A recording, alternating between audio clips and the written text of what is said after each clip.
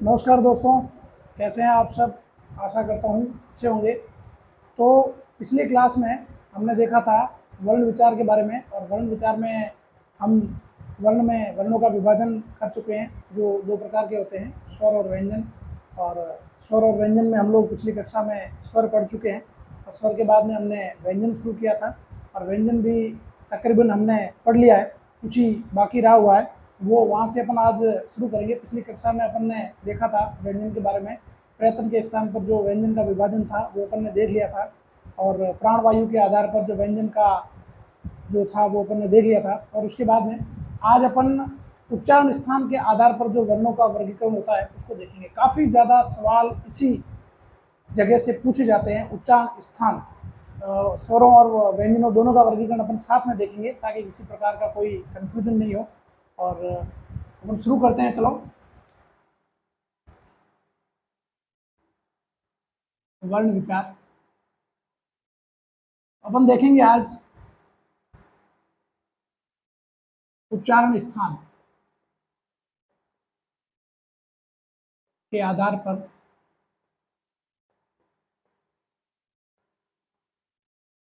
वर्णों का वर्गीकरण। वर्णों का मतलब अपन स्वर और व्यंजन दोनों का देखने जा रहे हैं।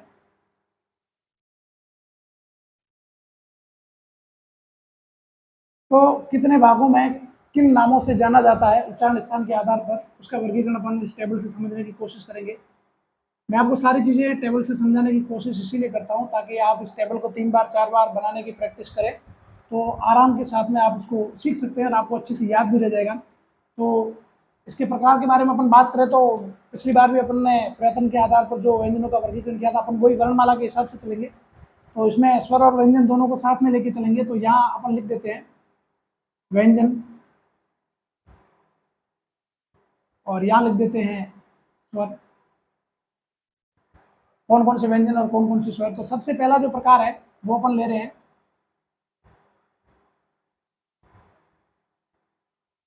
कंठे। कंठे वाला प्रकार अपन ले रहे हैं। एक कंठे होता है, कंठे के बाद में तालव्य होता है, तालव्य के बाद में मूर्धन्य होता है, और मूर्धन्य के बाद में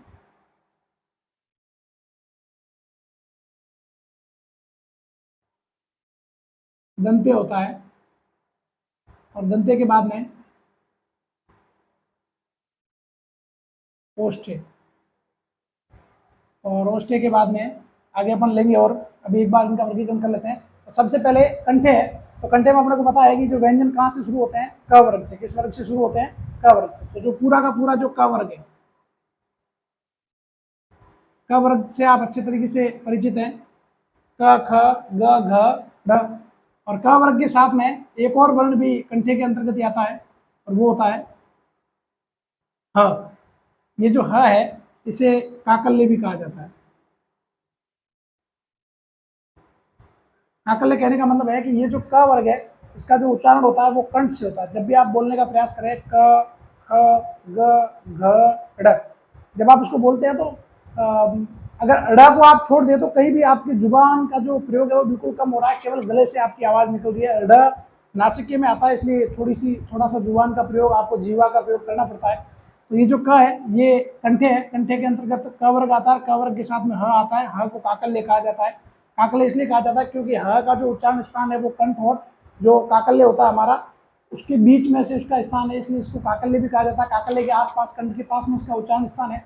और ये सवाल एक दो एग्जाम में पूछा भी गया है, काफ़ी इंपॉर्टेंट भी है, क्योंकि जो भी ये उच्चारण स्थान के आधार पर वर्गीकरण पढ़ते हैं वो क वर्ग तो अच्छे से उनको याद होता है कि कंठे का मतलब क वर्ग, लेकिन ह के बारे में कम लोग जानकारी रखते हैं, इसलिए आप इसका विशेष ध्यान रखें, ये पूछा भी जा सकता है।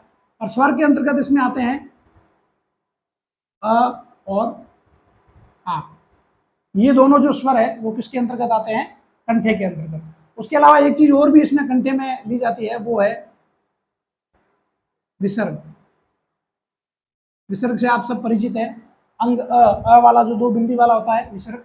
ये जो विसर्ग है ये इसका या कंठे में लेने का कारण ये है कि ये जो विसर्ग है ये वैसे मूल रूप से संस्कृत का है, लेकिन हिंदी में भी काम में लिया जाता है। तो इसका जो उच्चारण है, जो उसको बोला जाता है, वो ह के आसपास की ध्वनि निकलती है, इसलिए जब ह को काकल्य माना जाता है तो विसर्ग को भी कंठे के अंतर्गत माना जाता है। उसके बाद में अगला जो है अपन देखेंगे, अपन ने क वर्ग देख लिया। क वर्ग के बाद में अपने को पता है कौन सा वर्ग आता है, च वर्ग। तो ये जो च वर्ग है पूरा का पूरा, ये जो च वर्ग है ये पूरा का पूरा है वो किस में आता है, तालव्य में। इसका जो उच्चारण स्थान है वो तालु से होता है, तालु से होता है, इसलिए ये किसके अंतर्गत आएगा, तालव्य में। अब इसके अलावा और इसके साथ में क्या क्या कौन कौन से व्यंजन आते हैं, एक आता है य और एक आता है स। अर्थात आप जब व्यंजनों का वर्गीकरण करते हैं तो पहले आपने उनको स्पर्श व्यंजन कहा है, पहले वाले जो 5 वर्ग है, क वर्ग, च वर्ग, ट वर्ग इत्यादि। तो वो जो पांचों वर्ग है, पांचों वर्ग के बाद में जो छठा वर्ग आता है वो 4 अक्षर का है, वो य र ल व। और सातवां जो वर्ग आता है वो है स स स ह। तो आप ये समझ लो कि अपन क्रम से चल रहे हैं। यहाँ अपन ने क वर्ग ले लिया कंठे में, तालव्य में अपन ने च वर्ग ले लिया, च वर्ग के साथ में जो छठा वर्ग और सातवां वर्ग है उसका पहला अक्षर, छठे वर्ग का पहला अक्षर है य और सातवें वर्ग का पहला अक्षर है स। इन दोनों को हमने ले लिया। तो ये हो गए दोनों, इनका जो उच्चारण स्थान है वो कहाँ से है, तालव्य में। अब उसके अलावा स्वर में अपन इसके अंतर्गत ई और ई, इन दोनों का जो उच्चारण स्थान है वो कहाँ पे है, तालव्य में। तो ये तालव्य के अंतर्गत आते हैं। च वर्ग आ जाता है, च वर्ग के साथ में य और स, और य और स के साथ में ई और ई, ये मिलकर के कौन से वर्ग में आते हैं, तालव्य वर्ग में। तालव्य वर्ग के बाद में क्रम से अगर अपन आगे चलते हैं तो अगला जो वर्ग है, क वर्ग हो गया, च वर्ग हो गया, उसके बाद में ट वर्ग।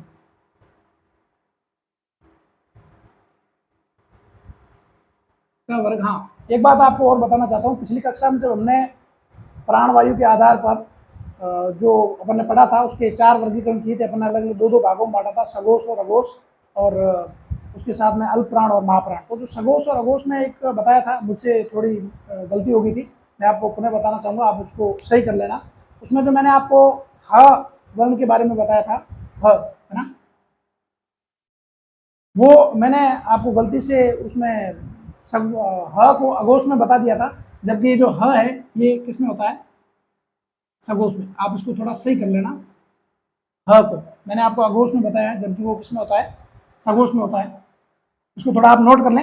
अब उसके बाद में ये जो मूर्धन्य है, मूर्धन्य में अपन वापस इस पे आते हैं। मूर्धन्य में जो ट वर्ग होता है, और ट वर्ग के साथ में अपन क्रम से चल रहे हैं। अपन ने यहाँ पे कंठे में सबसे पहला जो वर्ग है व्यंजन का क वर्ग ले लिया। क वर्ग के साथ में ह क के मिलती जुलती ध्वनि की होने की वजह से काकल्य के आसपास इसका उच्चारण होता है, इसलिए इसको काकल्य भी कहा जाता है।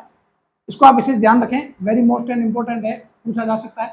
स्वर अ और आ गए और साथ में विसर्ग आ गए, क्योंकि जब ह इसमें कंठे में आएगा तो विसर्ग की ध्वनि उसकी जैसी होती है। उसके बाद अपन ने देखा तालव्य, तालव्य में च वर्ग, और च वर्ग के साथ में अपन ने व्यंजन के जो 5 वर्ग होते हैं, 5 वर्ग के बाद छठा वर्ग।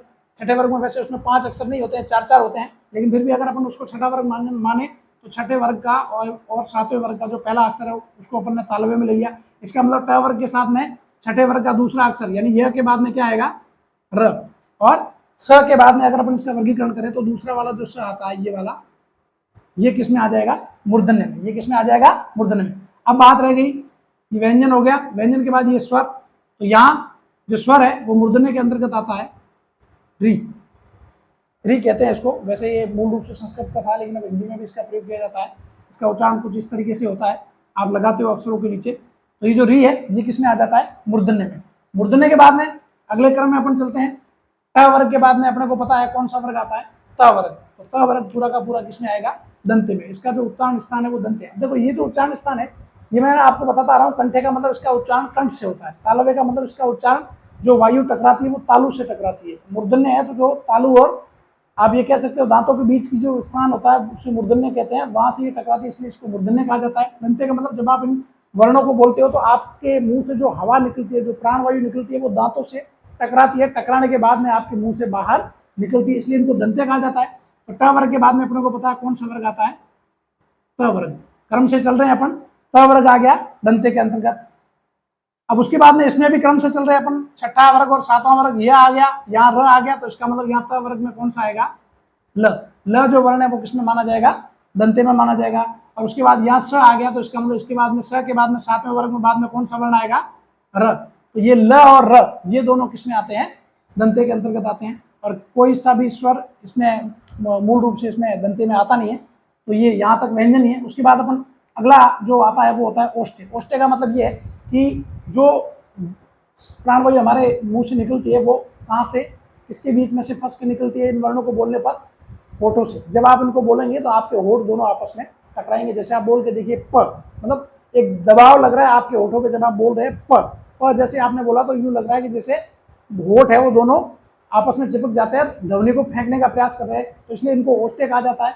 तो त वर्ग के बाद में अपन क्रम से चल रहे हैं। अगला जो वर्ग है प वर्ग। अब ये वर्ग से आप समझ गए होंगे, पिछली कक्षा में अपन ने देख रखा है, तो मुझे ज्यादा विस्तृत लिखने की आवश्यकता नहीं है। प वर्ग का मतलब है प फ ब भ म। त वर्ग का मतलब है त थ द ध न। ट वर्ग का मतलब ट ठ ड ढ न। और च वर्ग का मतलब है च छ ज झ और न्य। और क वर्ग का क ख ग घ ड़। तो ये आपके ध्यान में होना चाहिए। प वर्ग, प वर्ग ओष्ठ्य है और इसके साथ में यहाँ अन्य प्रकार का कोई वर्ण नहीं है। लेकिन अगर अपन स्वर की बात करें तो स्वर इसमें आ जाएंगे उ और उ। उ और उ है वो दोनों किसमें आ जाएंगे? ओष्ठ्य के अंतर्गत। अब ये यहां तक प वर्ग पूरा हो गया तो इसका मतलब ये अपने व्यंजन में प वर्ग पूरा हो गया। य आ गया, र आ गया, ल आ गया, ठीक है। और उसके बाद में स स स और स भी आ गया, स आ गया। और इसके साथ में हाँ, इसके साथ में एक और होगा,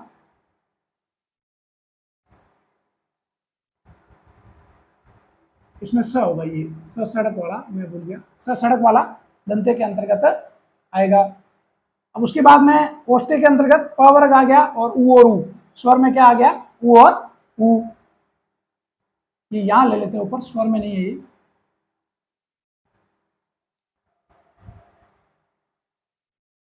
उसके बाद में प वर्ग आ गया, प वर्ग के बाद में उ और उ। ओष्ठ्य के बाद में अपन लेते हैं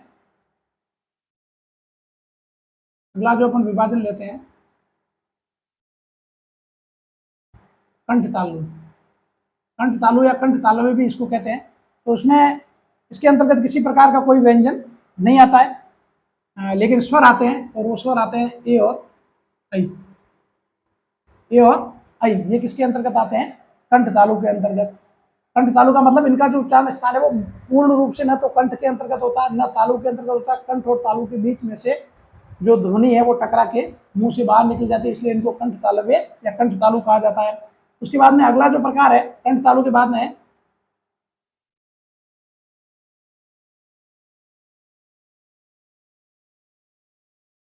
कंठोष्ठ।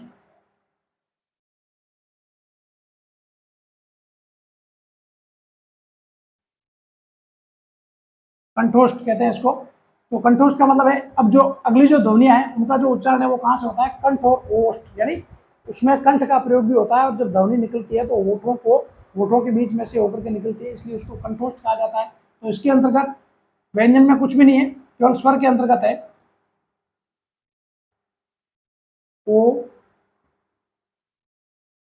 और औ। ओ और औ ये किसके अंतर्गत आते हैं? कंठोष्ठ के अंतर्गत। उसके अलावा एक वर्गीकरण और है जिसे कहते हैं दंतोष्ठ। दंतोष्ठ का मतलब होता है दांत और ओष्ठ। ओष्ठ यानी कि होठ, दांतों और होठों दोनों का प्रयोग होता है इस ध्वनि के लिए। और स्वर में इस प्रकार की कोई ध्वनि नहीं है। व्यंजन के अंतर्गत केवल एक ध्वनि है जो आपके बाकी रहेगी, वो है व का जो उच्चारण होता है वो कहां से होता है? दंतोष्ठ से। कहां से होता है? दंतोष्ठ से। व का जो उच्चारण स्थान है वो आपकी दंतोष्ठ है। उसके अलावा और मुख्य रूप से अपना जो सारा वर्गीकरण है वो हो गया है। फिर भी आप इसके अंदर एक लेकर लेना चाहे तो और ले सकते हैं, वो है नासिकी। हालांकि पूछा भी जाता है कभी कभार, इसको पंचम वर्ण भी कहते हैं। पहले अपन विभाजन में इसको ले चुके हैं, लेकिन फिर भी उच्चारण स्थान के आधार पर आप ले सकते हो, क्योंकि ये जो ध्वनियां होती है इनको बोलते समय हमारे मुंह और नाक दोनों का प्रयोग होता है। यानी मुंह से हम बोलते हैं, मुंह से भी ध्वनि निकलती है, लेकिन कुछ जो वायु निकलती है वो नाक से भी निकलती है, इसलिए इनको नासिकी कहा जाता है। तो व्यंजन के अंतर्गत इसमें आपके पंचम वर्ण का मतलब ये हो गया ड, न्य, ण, न और म। ये ध्वनियां हैं, ये जो आपके इसके अंतर्गत आती है।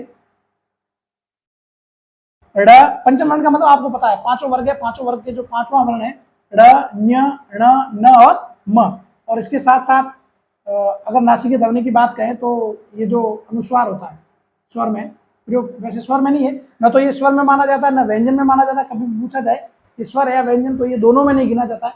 लेकिन फिर भी अपन इसको स्वर की लाइन के साथ में लिखते हैं, इसलिए आप इसको यहाँ ले सकते हो। तो ये नासिकीय जो है वो उसकी जो इसका जो उच्चारण है वो नासिकीय के अंतर्गत आता है। तो ये था आपका उच्चारण स्थान के आधार पर वर्गीकरण वर्णों का। दोनों प्रकार के स्वर और व्यंजन दोनों का अपन ने साथ में देखा है, तो आप इसको लिख सकते हो और स्क्रीनशॉट लेना चाहो तो स्क्रीनशॉट ले सकते हो। तो ये अपन ने देखा इसमें, और यहाँ से ये जो मैंने आपको ये जो सारणी, ये जो टेबल बताई है, इस टेबल से लगभग यदि वर्ण विचार आपके किसी भी परीक्षा के टॉपिक में यदि दिया हुआ है तो आप मान के चलो यदि वर्ण विचार से कभी भी 2 सवाल पूछे गए तो 1 सवाल इसमें से पूछा जाएगा। ज्यादातर संभावना रहती है सवाल यहीं से बनता है, बाकी वाला जितना भी मैटर बताया है उसका 50% जो 50% वेटेज है वो ये रखता है। अब इसके साथ ही जो अपना वर्ण विचार जो टॉपिक है वो अब लगभग पूरा हुआ है। अब अपन प्रयास करेंगे आगे। मैं आपको अभी बताने वाला हूँ कुछ एक सवाल जो आज तक जो प्रतियोगी परीक्षाएं हुई है उनमें सवाल आए हुए हैं, और आने के साथ साथ उसके अलावा मैं कुछ और सवाल भी आपको बताऊंगा मेरी तरफ से, जहाँ मुझे लगता है कि इस टॉपिक में यहाँ से प्रश्न बन सकते हैं, तो उनके बारे में अपन चर्चा करेंगे। साथियों एक चीज़ और भी बताना चाहूँगा मैं आपको, ये अपने हो गया। इसके बाद में कुछ कमेंट भी आए थे, कुछ लोगों ने रिक्वेस्ट भी की थी थोड़ा सा बताने के लिए। आप में से काफ़ी लोगों के थोड़ा कन्फ्यूजन रहता है व्यंजन और स्वर के बारे में, कि जो हमारी देवनागरी लिपि है उसमें व्यंजन कौन कौन से हैं। मतलब अपन ने जो अब तक पढ़ा है वो 44 वर्ण के हिसाब से जो मूल वर्ण थे उनके बारे में अपन ने पढ़ा है, व्यंजन और स्वर का वर्गीकरण किया है। हालांकि पूछने की गुंजाइश बिल्कुल कम है, फिर भी आपकी जानकारी के लिए बता दूं। अपन ने जो पढ़ा था उसमें मैं आपको ये बताने का प्रयास कर रहा हूँ कि देवनागरी लिपि में कुल 52 वर्ण है। वो 52 वर्ण कौन से? 44 के बारे में आप जान चुके हो, मूल वर्ण स्वर और व्यंजन अपन देख चुके हैं। तो उसके अतिरिक्त जो भी है उसको अपन देखने का प्रयास करेंगे, 2 मिनट का काम है। वर्ण के बारे में अपन पहले पढ़ चुके हैं। स्वर आपने जो अब तक पढ़े हैं, व्यंजन आपने स्वर पढ़े हैं, मैं और डिटेल में ज्यादा कुछ नहीं लिखूंगा। आपने स्वर देखे थे 11 और व्यंजन देखे थे 33। 33 और 11 44, कितने हो गए? 44। अब इसके अलावा और कौन से वर्ण है, यानी देवनागरी लिपि में 52 माने जाते हैं, वो मैं आपको बता रहा हूं। आपके स्वर की लाइन में जो लिखा जाता है यानी कि अनुस्वार, इस वर्ण को मान्यता है, यानी कि विसर्ग। तो ये 11 + 2 कितने हो गए? ये हो गए 13। यहां कितने वर्ण हो गए? 13। अब उसके बाद में व्यंजन में और कौन कौन से जुड़ते हैं, तो व्यंजन के अंतर्गत आपके 44 ही हो गए। अब इसके साथ में 2 वर्ण और जुड़ते हैं जिसे आप उत्क्षिप्त व्यंजन कहते हैं, ड और ढ। कौन कौन से होते हैं? ड और ढ। ये जो ड और ढ 2 व्यंजन है इनको अतिरिक्त रूप से जोड़ा जाता है, तो ये 2 ये वर्ण हो गए। और उसके साथ में 4 आपके संयुक्त वर्ण है, श, त्र, ज्ञ और श्र, है ना। ये 4 संयुक्त वर्ण है, आप इसको जोड़ सकते हो। केवल मैंने आपको थोड़ी सी जानकारी के लिए बताया, पूछने की गुंजाइश कम है, फिर भी क्या पता कभी पूछ ले। तो 44, सॉरी यहां से व्यंजन का ले लेते हैं, ये 33। मूल आपने कितने पढ़े? 33। और 33 के बाद में ड और ढ 2 जुड़ गए, हो गए 35। और 4 ये संयुक्त, ये कितने हो गए? 39। और 39 के साथ में यहां जो टोटल कितने हो रहे हैं? 13। जब आप 39 और 13 को जोड़ेंगे तो बराबर कुल वर्ण कितने हो जाएंगे? 52 वर्ण हो जाएंगे। कुल आपके जो वर्ण है वो 52 हो जाएंगे। तो ये छोटी सी टर्म्स थी जो आपको बतानी थी, मैंने बता दी। अब आपके इसमें वर्ण जो आपका जो टॉपिक है वो पूर्ण हो चुका है, तो इसलिए आप अपनी तैयारी को जारी रखें, अच्छे से पढ़ें, मेहनत करें, और व्यर्थ की जितनी भी चीज़ें हैं उनमें बिल्कुल ध्यान न दें। और विशेष तौर से आपके पास में ये जो मोबाइल है ये आपका जीवन भी बना सकता है, ये बहुत बड़ा हथियार है, आपको तबाह भी कर सकता है। अब ये आपके ऊपर डिपेंड करता है कि आप हथियार का उपयोग कैसे करते हैं। हथियार का उपयोग अपनी सुरक्षा के लिए, अपना जीवन बनाने के लिए करते हैं तो अच्छी बात है, लेकिन यदि हथियार का उपयोग आप कहीं और करते हैं तो फिर आपको उसके बहुत बड़े नुकसान उठाने होंगे। इसलिए आप अपनी मेहनत पे लगे रहें और निश्चित रूप से आप सफल होंगे, ऐसी मैं कामना करता हूं। अपनी मेहनत पे डटे रहें, और यही कहना चाहूंगा आपसे कि हौसला रख वो मुकाम भी आएगा, हौसला रख वो मुकाम भी आएगा, एक दिन सलाम ठोकने तुझे सारा जहान आएगा। धन्यवाद।